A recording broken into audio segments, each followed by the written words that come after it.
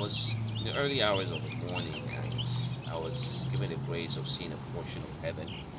And amongst a lot of things that were revealed and contacts that I made, one particular thing that stood out was the fact that there was a long line of survival kits.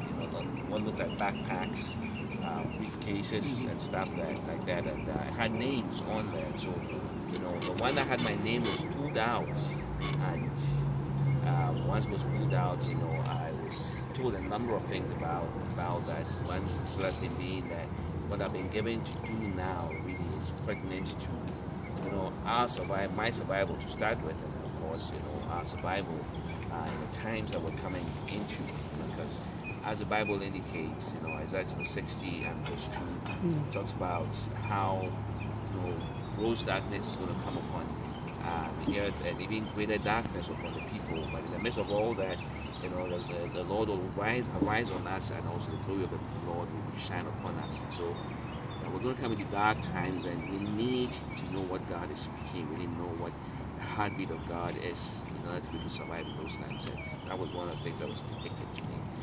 So we, as the children of God in this time, what do we need to do so we don't miss out on our survival kits? I think that one of the key things we can do, and we need to do really, is to get closer to the Lord and to long to hear from Him on a regular basis.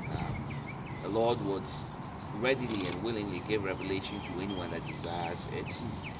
The Lord's always speaking. He has a lot to tell us. It's a blessing to know things ahead of time before they happen, and if we would spend more time with the Lord in prayer and seeking Him, the Lord definitely will show us more about what is to come, which way to go, what decisions to make at whatever point in time.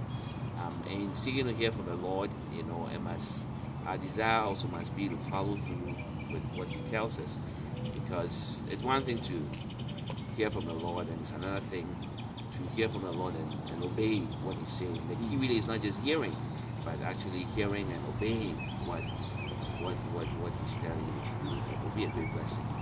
You see, this is the wonderful messages and things that you'll be hearing when you come to our next conference, which is on June 13th and 14th. Definitely somebody who has had the privilege of seeing heaven.